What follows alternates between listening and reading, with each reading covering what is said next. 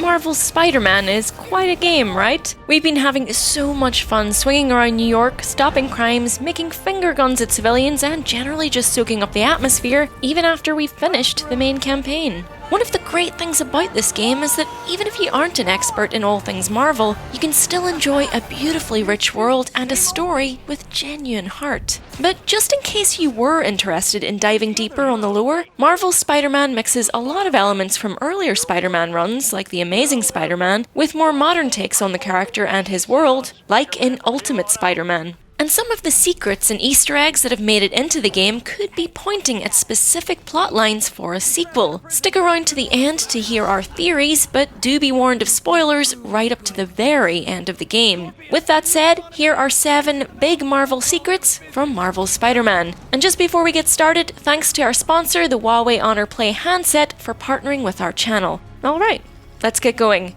Web, don't fail me now. You don't think this has anything to do with Lee, do you? Sorry to cook and run. Did you just leave your clothes on the kitchen floor?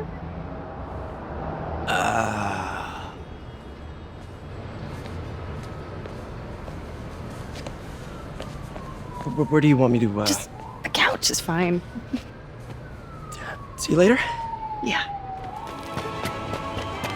So let's start off with some of the easier to spot references. Marvel fans will know Hell's Kitchen to be the home turf of one Matt Murdock, aka Daredevil, who's had a new lease of life in the public eye recently after getting his own Netflix series. If you haven't though, you should definitely check out his comics, as he's legitimately one of Marvel's most interesting characters. Although we didn't get to see or interact with Daredevil in-game, a shame, as because of their proximity, Daredevil and Spidey team up often and are actually really good friends in the comics. There are plenty of landmarks that serve as a reference to him in the Hell's Kitchen district. We have the Nelson and Murdoch law firm, which looks like it's been served an eviction notice. We have Fogwell's gym, where Matt's father, the Battling Jack Murdoch, trained before his untimely murder pushed Matt into becoming a masked vigilante. Josie's bar, which has frequently been the source of many an important lead. And there's the Clinton Mission Shelter, where Matt's mother, Sister Maggie, worked as a nun, and where the love of his life, Karen Page, meets her end in the unbelievably dark Guardian Devil story arc. You'll also find a card for Matt's law firm in one of Peter's many backpacks, and Peter's voiceover suggests that although the two have yet to meet properly, Matt's super senses may have tipped him off as to Peter's true identity. Either way, let's hope he'll want to make a proper introduction in the sequel. Oh yeah, that blind guy gave me his card in case Spider-Man ever needs a lawyer. Wait, hold on. If he's blind, how did he know I was Spider-Man? Pretty much every landmark that you can take a picture of in Marvel Spider-Man is a Marvel reference, but some might be more immediately obvious than others. Most players will be aware of the Embassy of Wakanda and who it represents, for example, but then there's also the Embassy of Symkaria, which is the fictional Eastern European home of Silver Sable.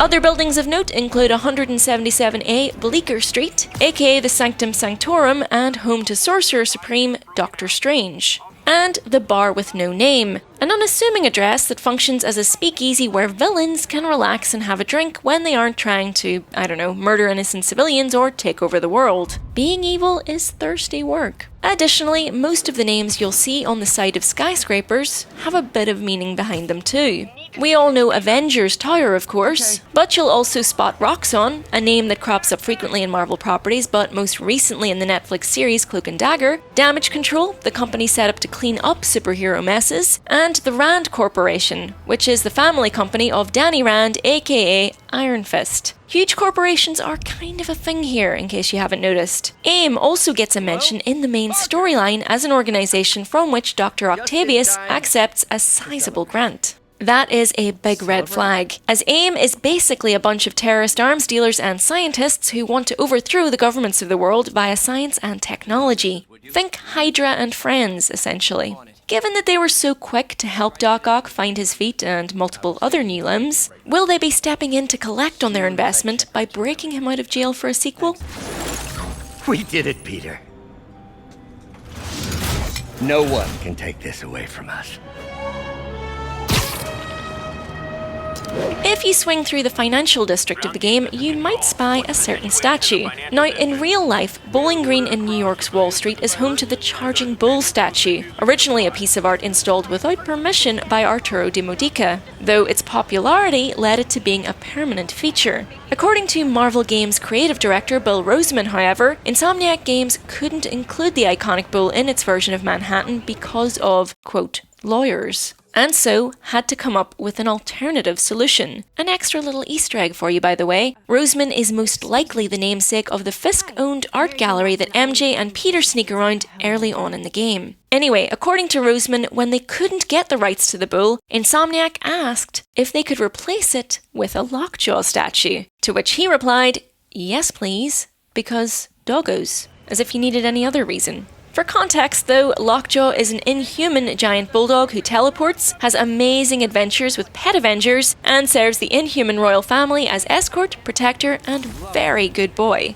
Here's Marvel's official explainer on him, as if you needed any more reason to love him. Ever since he was a puppy, Lockjaw has been a faithful, fuzzy companion to the Inhuman royal family. Since being exposed to Terrigen mists, he gained the ability to teleport across time and space. He kindly requests that you play fetch with him. Okay, so this secret probably isn't pointing to any hints at a sequel, but it does point at a meta willingness from Insomniac and Marvel to cram as many cool little references and Easter eggs into the game world as they can, interweaving as many Marvel names and continuities as inhumanly possible. And we're all down for that trend to continue.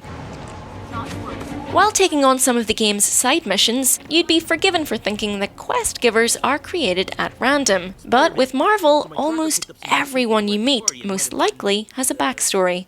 Take Philip Chang and Screwball, for example. Philip Chang may seem like just another student at Empire State, but in the comics, he and Peter have quite a history. They were classmates for a time, but Chang's past as a former gang member and expert martial artist caught up to him when a criminal organization known as Tiger's Claw tried to force him to join them, leading Spider-Man to intervene. It looks like Chang is happier sticking to battling foes from behind his laptop these days. Which leads us to Screwball, pretty much exactly as she's represented in the game. In the comics, she commits crimes, films them, uploads the videos, and collects the revenues on the clicks, which I guess I can relate to.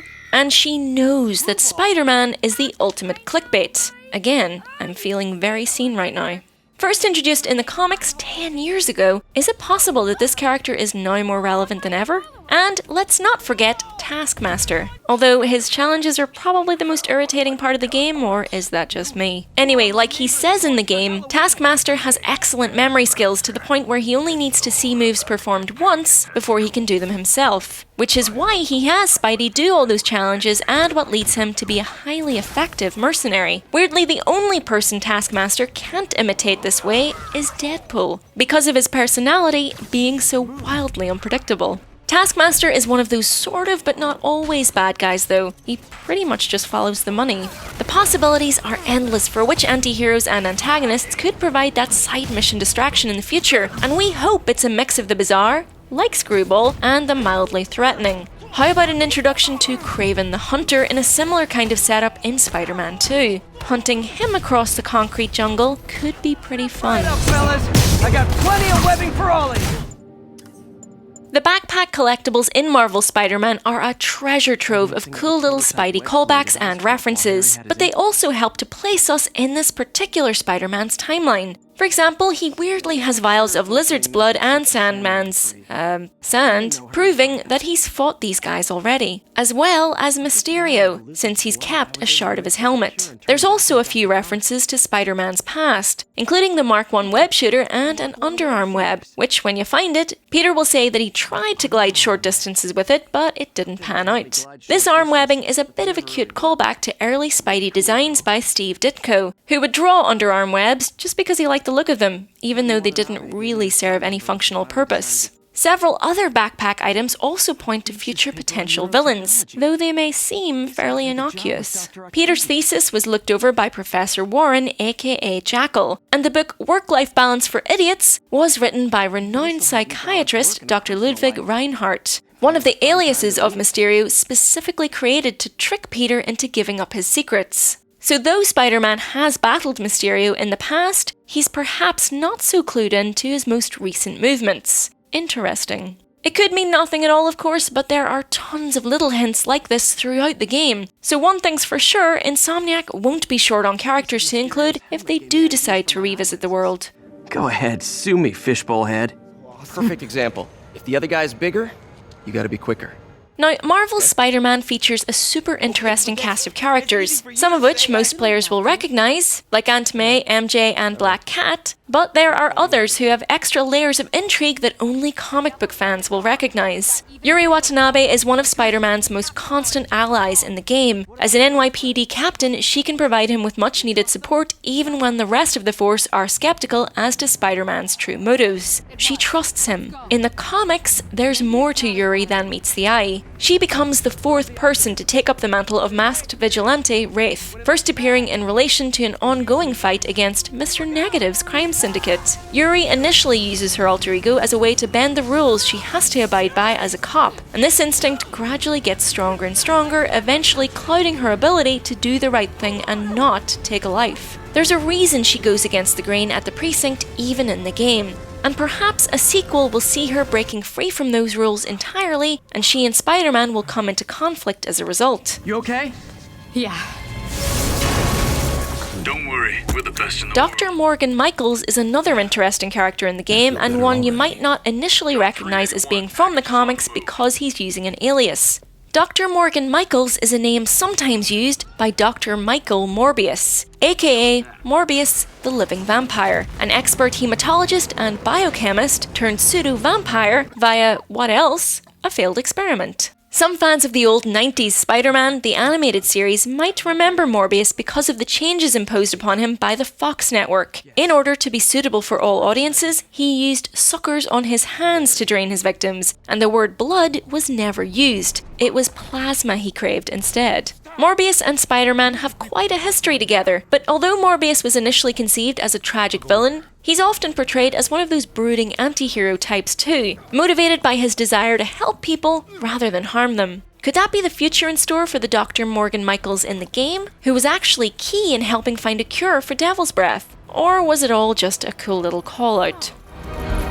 Welcome aboard, Doctor. I'm not an expert or anything, but I think... Finally, let's get into the good stuff. Those who finished the game might have stuck around for not one but two post-credit scenes. The first is a lovely little exchange between Peter and Miles as they have an awkward puberty-related miscommunication and then finally see each other for who they really are, while we all get very excited at the possibility of two Spider-Men working together in a potential sequel. It's pretty weird, right?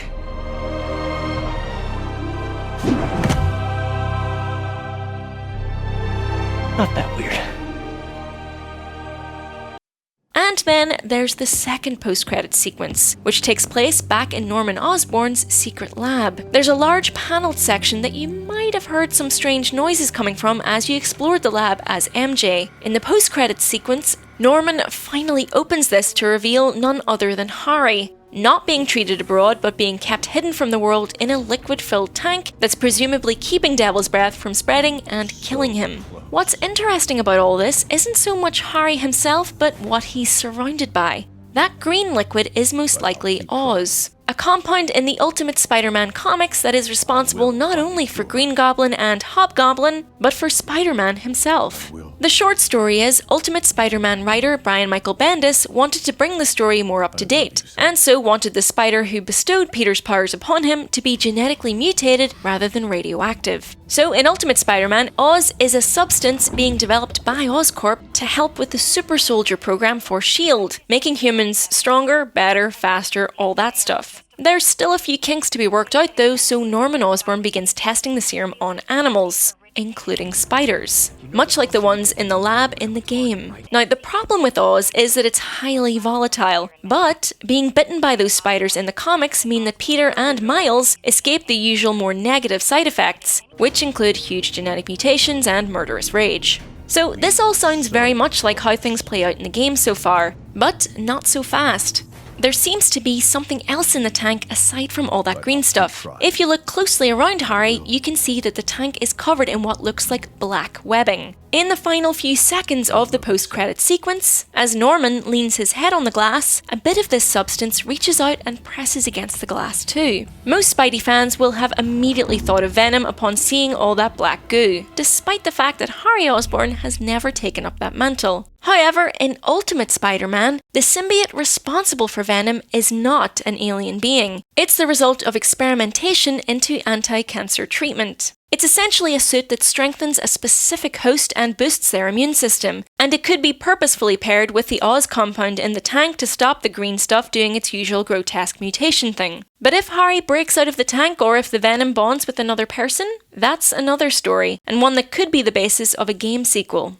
It's also important to note that in the Ultimate Comics, Spidey and Silver Sable team up to take down Venom, which would maybe explain why she had a relatively small role in this game and why we may see her again after the two sort of became friends at the end of the campaign. This whole comic arc has a few pretty tragic and or dramatic twists that Insomniac may or may not want to incorporate into its own telling of Spider-Man's story, but all of the ingredients are there for a pretty exciting second act.